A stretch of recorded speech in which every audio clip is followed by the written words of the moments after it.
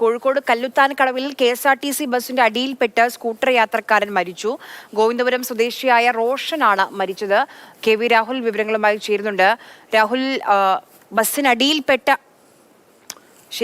രാഹുലിലേക്ക് നമുക്ക് കുറച്ചു കഴിഞ്ഞ് തിരിച്ചു വരാം. ബസ്സിനടിയിൽപ്പെട്ടാണ് ഈ സ്കൂട്ടർ അപകടത്തിൽപ്പെട്ടത്. സ്കൂട്ടർ യാത്രക്കാരനാണ് മരിച്ചത്. ഗോവിന്ദപുരം സ്വദേശിയായ റോഷൻ ആണ് മരിച്ചത്. ഇന്ന് രാവിലെ 11 മണിയോടുകൂടിയാണ് ഈ അപകടമുണ്ടായത്. രാഹുൽ, പറയൂ, വിവരങ്ങൾ പറയൂ. ദാരുണമായ അപകടമാണ്. കോഴിക്കോട് നഗരത്തിൽ തന്നെ ഒരു KSRTC ബസ്സും സ്കൂട്ടറും തമ്മിൽ കൂട്ടിയിടിച്ച് ഒരു യുവാവിന് ജീവൻ നഷ്ടമായിരിക്കുന്നു. കല്ലുത്താൻകടവ് പാലത്തിന് മുകളിൽ വെച്ചാണ് അപകടം. 11 മണിയോടുകൂടിയാണ്. എടുത്തു പറയേണ്ട ഒരു കാര്യം, ഒരേ ദിശയിൽ പോവുകയായിരുന്ന വാഹനങ്ങളാണ്.